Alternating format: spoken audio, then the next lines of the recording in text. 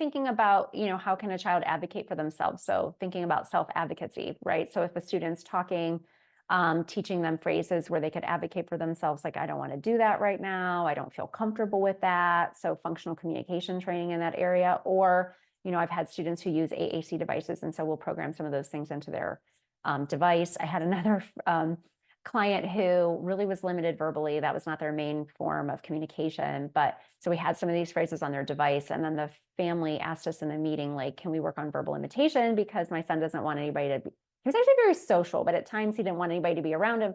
So we taught him to imitate the M sound for move.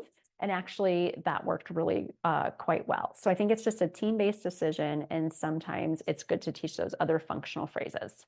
There are some times though where, if you're a parent and a kid needs to get a shot, they have to get a shot, right, for medical safety. So there's a whole, the Essential for Living talks all about what are those essential skills that students need. And so sometimes our learners are going to have medical complications where they have to take medicine, they have to get a shot. Sometimes if you're going to the dentist or something like that, I know some students get put to sleep so they can get their teeth cleaned and some of those procedures, but it's hard and it's a fine line. It really goes back to it being super individualized because, sometimes you have to get a shot. Sometimes you have to get some of these medical things done. And so understanding that difference and trying to teach the students to, empower them with their language.